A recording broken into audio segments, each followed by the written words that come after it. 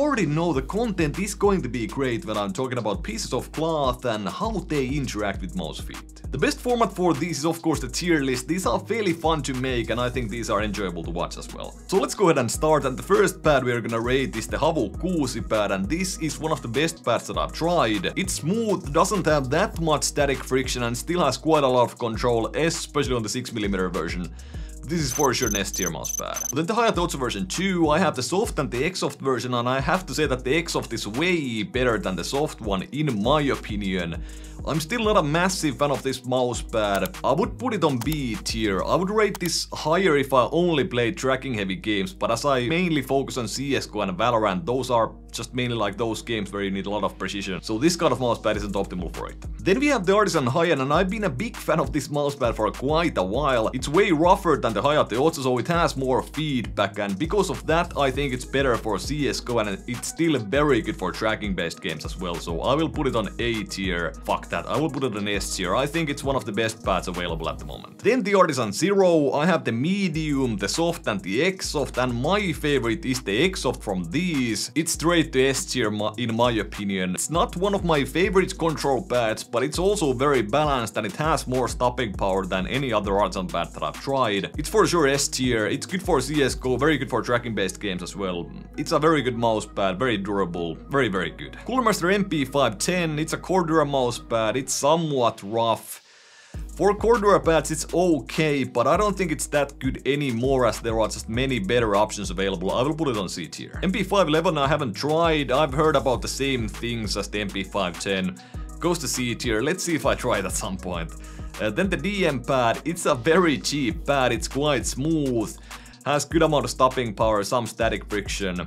Because of the surface is not one of my favorites, I will put it on C. Then the LethalGamingGear MPC450, and this is also one of my favorite mousepads. It's a very fast mousepad that still has some feedback because it's a Cordura pad. Definitely goes to S tier. It's one of the best pads for like tracking heavy games, and it's very good for CSGO as well. And it's highly durable as well, although some people have complained that it has worn out in about a month and they can feel that it's a lot slower than it used to be, but none of those issues for me at least. Next one is the LethalGamingGear MPX, which is basically the MPC450 with a different base. It's way more expensive. I think it's about 60 euros or 60 USD. I don't think you should buy this because of the price, so I will have to put it on bad tier. Actually, let's rename this on do not buy tier. Yeah, let's go. Let's do that. Then the Esports Tiger E, but I did initially like it, but I haven't really used it after that. Not one of my favorite pads anymore as there are so many good pads available. I will put it on C tier. I think it's one of the better Esports Tiger pads myself though. Then the Lingyun, and this used to be one of my favorite pads, but there are so many competitors these days that are just way better. For example, the LG Venus that we're gonna rate soon. Because of the price, the availability and the durability, I will have to put it on C tier. Then there are a couple more Esports Tiger pads, the Long 10 and the Neon. I will just straight put these on D tier. Eve pad, this is a Cordura pad, and this is actually one of the better Cordura pads out there. I will put it on A tier because the availability is not the best. It's not cheap. I mean, the price is fairly cheap, but the shipping prices for at least Europe are quite high, so you will end up paying quite a bit for a pad like this. So Fnatic Dash, I haven't tried it. It seems to be very expensive. Do not buy. Then the Fnatic Focus 3, and this is an interesting pad as it's very well priced. It's a nice budget pad. Quite smooth, does not have a superb amount of stopping power, and still has quite low static friction. I'm just not a massive fan of the surface, so I will put it on C tier. Then the Gamesense Radar, and this is actually one of those interesting pads where I got the sort of a pre-production sample that had high static friction and low dynamic friction. But then when I got these like production samples, it was actually the other way around. So the static friction was fairly low, but there was more dynamic friction. But it still depends heavily on the feed, so I will put it on B tier. It's good service, but I think there are better options available. Then the Gamesense Rush. This is one of these rough pads, like a high-end clone pretty much. I'm not a massive fan of it. I think there are better pads, and I think if you want a high-end clone that's well priced, the Rush is an option. But I think the high-end is just the best out of all high-end clones, of course. Glorious cloth pad, not a big fan, wears out quite fast, do not buy in my opinion. The Furious Pro, I actually took it to myself to try these older pads and see that are they really as bad as I remember them to be, and the Furious Pro is one of these pads that I do think is just as bad as it used to be. The LethalGamingGear Jupiter, it's a nice mouse pad, it's very unique, very fun to use in my opinion, it's quite smooth, has a lot of static friction, a lot of stopping power, it's nice for CSGO, sadly my unit was quite bad quality-wise. It basically did not lay flat back then and it still does not, so I for sure can't rate it S tier because of those issues, but it's very fun to use, very nice, so I'm gonna put it on A. The LethalGamingGear Mercury, it's a high-end clone. It's a nice pad, but I'm just so bored of these high-end clones, and I think, yeah, if you want the high-end, you get the high-end, although the thing is that if you don't want to pay 60 euros or 60 USD for a mouse pad, then the Mercury is a great option. But I personally think that the high-end is the best one out of those, and if I want the rough mouse pad, I will get the high-end. LethalGamingGear Saturn, it's an Artisan Zero clone, kind of. This is one of my favorite pads. It has very good control. It's still well balanced, so it's good for tracking heavy games. It's a superb surface. Very, very nice mousepad. And high quality as well. The Venus, again S tier, also one of my favorite mousepads. It's entirely different to the Saturn in terms of it's quite a bit rougher. It still has very good stopping power and good control because of the feedback. This might be one of the best overall mousepads that I've ever tried. Logitech G640, this is actually one of these mousepads that I bought recently and I started trying again because I wondered, is it actually that bad as I remember it to be? The issue with it is that it wears out quite fast. Initially it's very nice, it's quite fast. It's hard because I would want to put it on D tier or C tier because the initial feeling is nice, but if I actually lose that feeling after about 3 weeks again, it will go to do not buy tier. Hard to decide. I will still maybe have to put it on do not buy. Actually no, I will put it on D tier. Odin Eclipse, it's a control pad, it's an Artisan Zero clone again, but not really an Artisan Zero clone. A very good control pad, one of my favorites. It's not as balanced as the Saturn is, it has more stopping power, more initial friction. But yeah, definitely an S tier mousepad, very good for CSGO players. Then the Odin Infinity Hybrid, and of course it's a high-end clone again.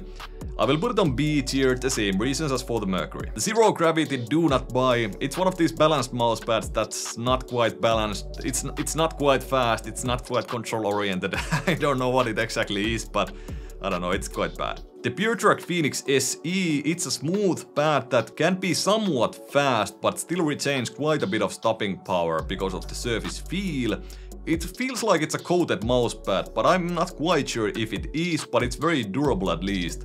It's one of my favorites as well, so it will go to S tier for sure. Then the PureTrack Turbulence SE, it's the same exact pad as the Phoenix SE, of course S tier, different artwork. Then the Razer Gigantus version 2, another pad that I recently bought, but I haven't really tried it that much.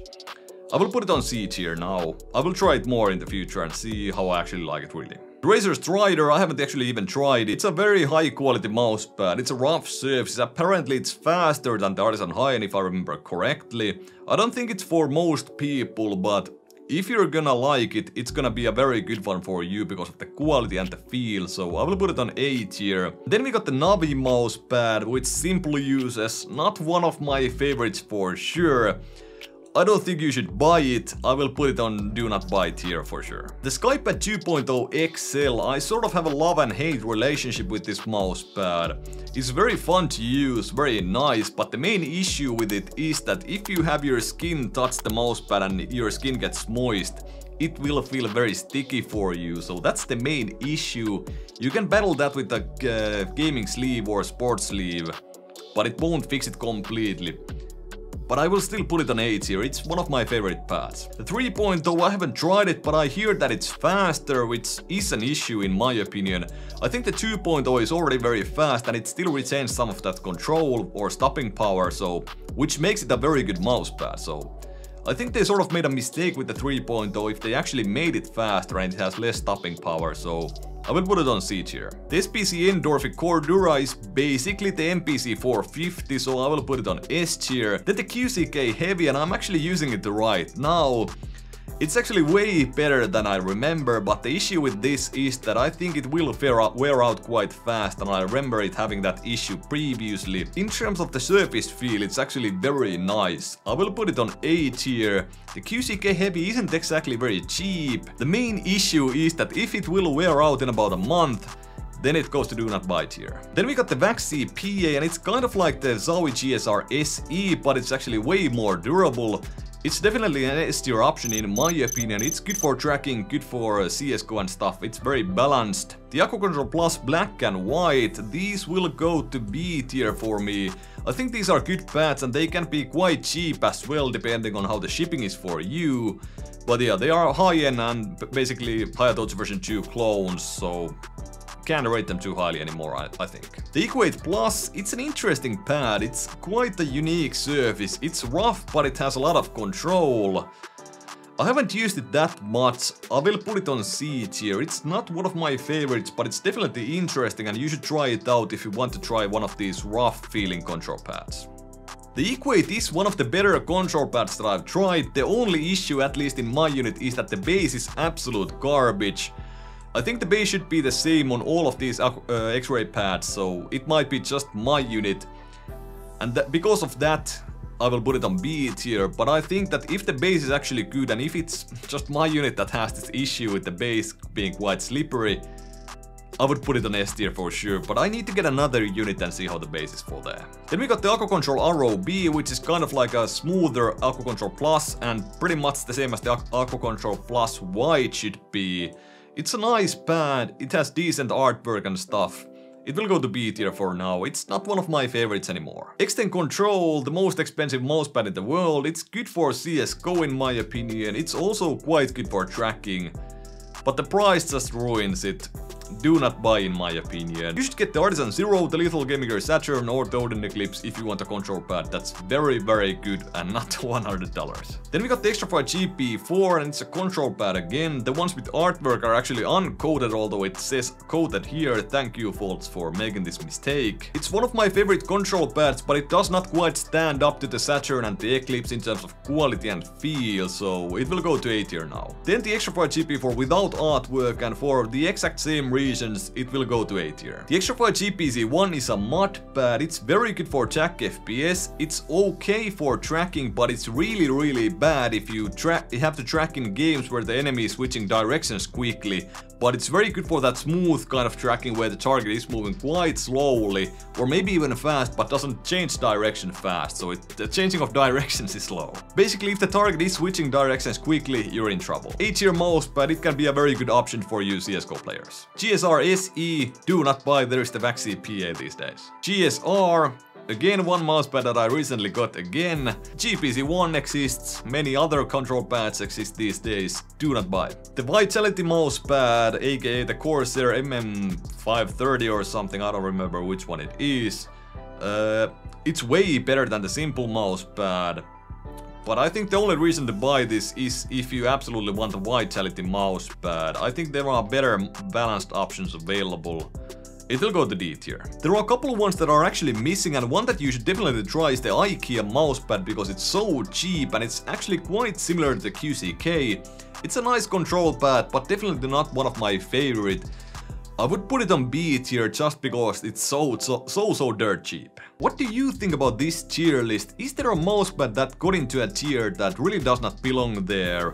If you think so, let me know in the comment section. Keep in mind that this is of course just my opinion, and the most important things in mousepads for me are the durability and the surface feel. Quality comes in third and then bang for buck. So that's my gaming mousepad tier list, and if you actually want some in-depth information about these pads that I like, check out this video right here, and check this review for one of my favorite wireless mice at the moment.